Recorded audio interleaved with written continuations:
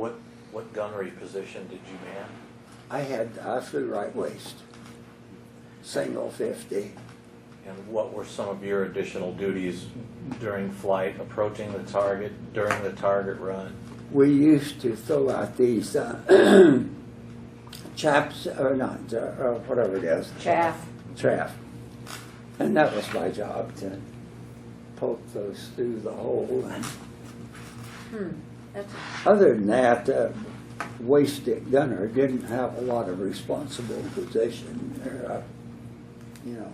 Who was your armorer? Was one of the waist gunners your armorer, or was that the guy who pulled the pins on the? You know, I can't tell you. I can't tell you. With your bombardier. Is it the bombardier? Okay. Okay. Did you have to fire your gun often or not? Only for practice.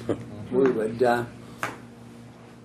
be given orders to test fire our guns, and we did that over the Adriatic on the way to the target. And how many total missions did you fly? I went over the target 34 times. And some of the other fellows talked about getting 2-for-1 credits for diplomacy or anything. We started out to fly 50 missions, and some of them would have been double mission credit. But when they made the switch, to my recollection, you had to be over halfway through, and then it didn't change. We weren't halfway through, so we switched to sorties. The sortie was basically it was just basically takeoff. And I got credit for, excuse me, 52 missions, but I only went over the target 34 times. Depended on the depth of the target, the severity of it, and it was a kind of a judgment factor, I think. Some of the other fellows mentioned at around 30 missions that you were given R&R. Were you able to? We chose to not do it. We were going to finish up and go home. So we went all the way through without taking a rest stop. How many days was that to go all the way through? We flew our first mission, I think, in early November, and then I was still flying when the war ended. I needed one more to go. Other than when your tail was hit, did you have any other close calls on your missions? We were coming back from over Austria, as I recall.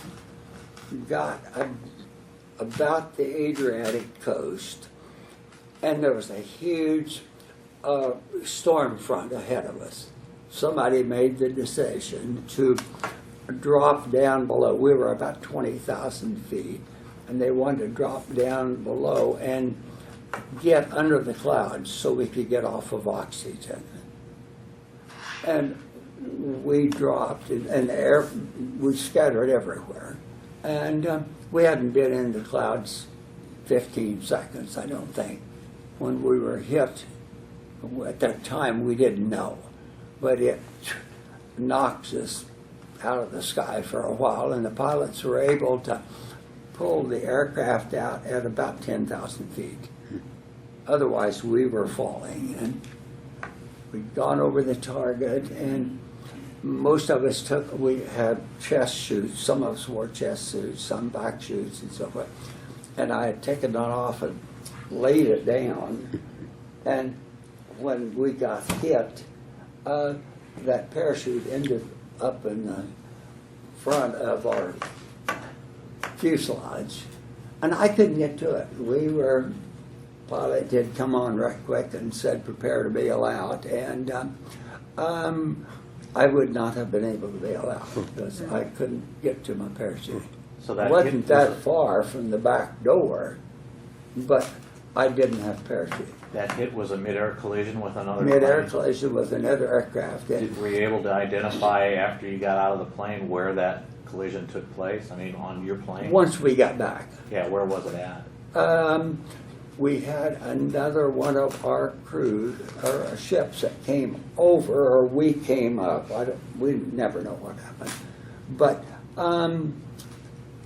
the one that came over us, the propeller cut right down through the vertical fin and just pulled it back.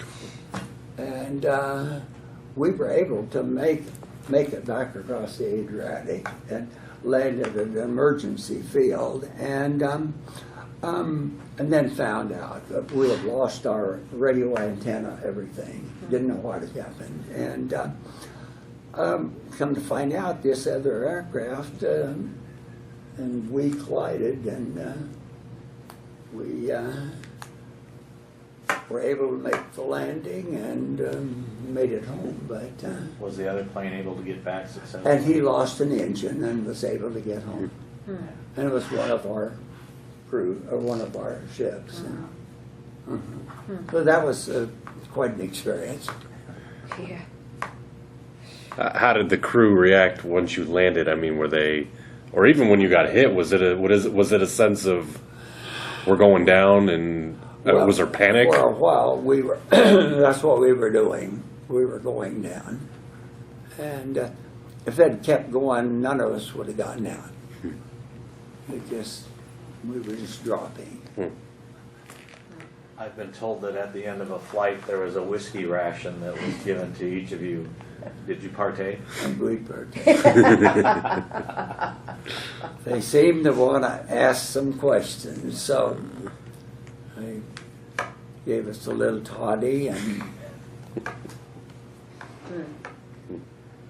but it's an experience. People live through it. Once that you got back from a mission, was there always a debriefing? Oh yes, And when did that take place? Immediately after you got back? because you could get there and get in line, Uh-huh. and they were important. Sure. Because their ships went down, they wanted to know, did you see any chutes, this type of thing. And so I think they were very important. When your planes collided, were you in clouds? I mean, was there? We were in clouds. You couldn't So see the wingtips. It was just terrible. But somebody wanted to get down and get off of oxygen. It was always nice to get off of oxygen, and we couldn't get off of that until we were at 10,000 feet. And